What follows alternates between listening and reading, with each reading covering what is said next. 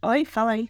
O vídeo de hoje é sobre casais. Pra alegrar você aí que gosta de romance. E pra você também que não gosta de romance, não se preocupa, você pode aproveitar esse vídeo também vendo casais que se odeiam brigando como se o amor tivesse muito. E não, isso não é tão contraditório quanto parece. Seja bem-vindo ao Touch Tops, o quadro sobre ferramentas de escrita, e hoje vamos falar sobre tensão sexual beligerante.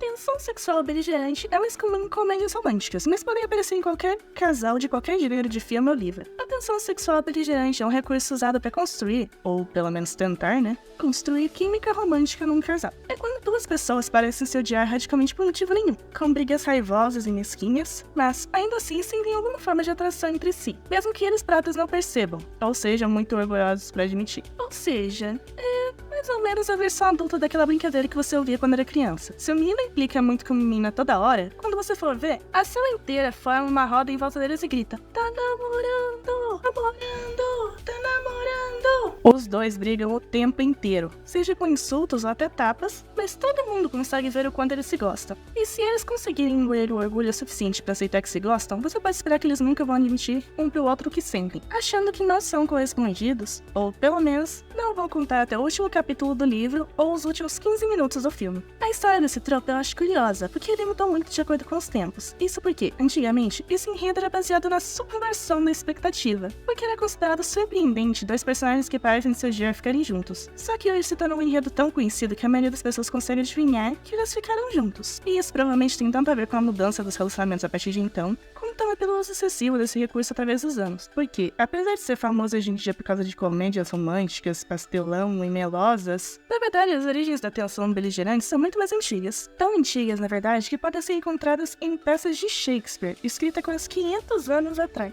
Pois é, a tensão sexual beligerante é só outro dos 400 mil enredos que Shakespeare inventou que ainda existem até hoje. O exemplo mais famoso de Shakespeare usando esse tipo de romance está na comédia Muito Barulho por Nada. Nessa peça, os protagonistas são o casal normal e saudável, para os padrões da época, Cláudio e Hiro. Mas quem rouba a cena mesmo são os personagens menores, Benedict e Beatrice. Benedict e Beatrice são duas pessoas que se odeiam muito, mas são obrigadas a conviver por causa do noivado de Cláudio e Hiro, já que Benedict é a companheiro e amigo do noivo, enquanto a Beatrice é a irmã da Hiro. Então eles ficam meio que nessa onda de parentes sendo obrigados a se dar bem no jantar de família, e eles brigam o tempo todo. Até que, pasmem, eles descobrem que estão perdidamente apaixonados um pelo outro e decidem se casar. Essa história foi escrita no século XVI, mas ainda parece muito algo que acontecia em qualquer romance água com açúcar de hoje em dia. Não acredita? Acho que eu tô forçando a barra? Mas tanto é verdade que um diretor independente de uma atriz famosinha de Hollywood montaram um roteiro quase sem tirar nem pôr dessa peça e transformaram num filme, e se tornou uma das comédias românticas de maior sucesso da história. Sim, é incrível, mas o filme Todos Menos Você é uma adaptação moderna da peça Muito Barulho por Nada.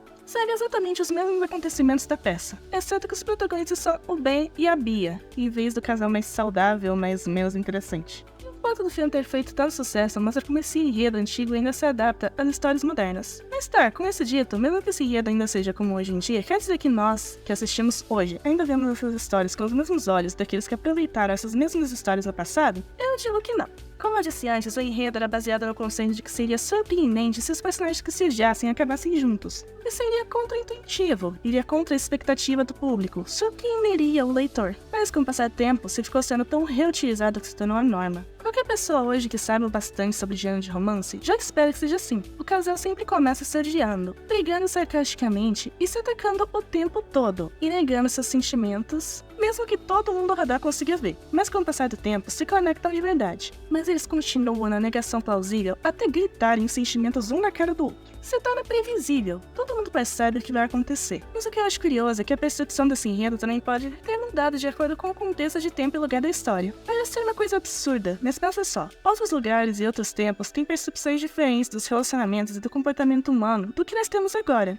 Em décadas, ou até séculos passados, costumava ser muito mais importante o conceito de educação e cortesia do que é hoje. As pessoas deveriam ser educadas e refinadas. Durante todas as interações, incluindo, claro, as interações românticas, os homens deveriam ser cavalheiros absolutos, e as mulheres deveriam ser puras damas. Ou seja, a educação deveria estar acima de tudo. Não é possível, segundo esses padrões, ter um relacionamento se as pessoas não fossem cordiais umas com as outras. Um exemplo clássico que eu acho que explica essa diferença cultural é o famoso livro Orgulho e Preconceito, de Jane Austen. Escrito no século XVIII, esse romance é uma sátira sobre a vida em sociedade das mulheres daquela época. O casal principal do livro, o Sr. Darcy e Elizabeth, passa por uma espécie de tensão que ora é amor real e ora é puro ódio e orgulho. O Sr. Darcy se apaixona perdidamente pela garota, mas a sua falta de habilidades sociais e o desagrado da Elizabeth com ele fazem com que eles se afastem, com a sua animosidade baseada em maus entendidos, baseada com que eles realmente se pensem que se odeiam, quando na verdade eles se gostam, mas só estão tentando disfarçar. Tenha em mente que, nessa época, a cortesia era padrão. Era um tempo e lugar em que as pessoas só não tinham a possibilidade de insultar e brigar livremente com os outros, como hoje você faz, por exemplo, com seus amigos, nem que seja no meio da rua. Quando você fala grosseiramente nesse contexto, você está falando sério. É muito mais real, muito pior. Pode ser levado mais a sério. Eu penso que é lógico que seria uma reviravolta melhor nesse contexto que o pai que vive brigando acabe junto. Uma visão bem diferente que nós temos hoje sobre as relações.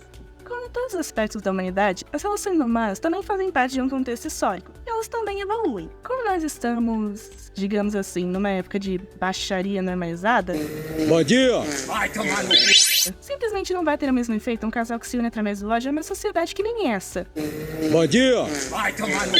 Isso dito, a frequência com que essa dinâmica aparece na mídia mostra que existe um grande apelo a esse tipo de relacionamento. Mesmo sendo clichê, mesmo sendo previsível, um enredo óbvio, as pessoas gostam desse tipo de história. Talvez a explicação esteja na expressão e repressão de emoções que está ligada ao casal beligerante. Afinal, sempre o clímax é mais emocionante depois que se cria mais expectativa, que se cria um objetivo difícil de alcançar, mas que te compele a acompanhar até o final. Vai criando expectativa, vai criando ansiedade. Você quer chegar ao resultado final, você sabe o que vai acontecer, mas você acompanha toda a evolução do casal como se liberasse um tipo de sentimento de concretização no seu cérebro. Ou, como disse Freud, a tensão sexual se transforma em angústia nos casos em que há o desenvolvimento da tensão física, mas essa não pode ser convertida em desejo pela sua representação ideativa. Isto é, a tensão sexual que você não consegue concretizar, como aquela que você sente por alguém que você não sabe se sente o mesmo por você, se torna uma tensão acumulada e reprimida, que se traduz em uma tensão física. A tensão sexual frustrada desperta angústia, o que leva à briga e à raiva. O que explica, né, porque tem tanto macho agressivo por aí. Brincadeira. Enfim, eu acho que essa citação explica bem o apelo do casal com tensão agressiva. A frustração sexual cria uma tensão física, que se alivia pela agressividade violenta. E assistir esse tipo de história é como se despertasse seus próprios sentimentos de frustração e angústia e fossem aliviados por uma espécie de escapismo, você vivendo através dos personagens. E talvez seja essa a explicação de por que o amor muitas vezes se mistura tanto com o ódio. Mas comenta aí o que você acha, você gosta desse tipo de casal? Qual casal você conhece que é assim? Gostou do que eu falei ou não? Eu só quero ouvir de vocês. Se inscreve e ative o sininho se você quiser assistir mais vídeos como esse, dê like, compartilhe pro canal ter mais exposição. Lembre-se que o canal da Moça Nerd só depende de vocês. Muito obrigada por assistir até aqui, sai vídeo de novo todo domingo às 10 horas da manhã, e eu espero te ver de novo aqui na semana que vem, nessa mesma hora, e nesse mesmo canal, e até nos vermos de novo um dia. Moça Nerd desliga. Tchauzinho!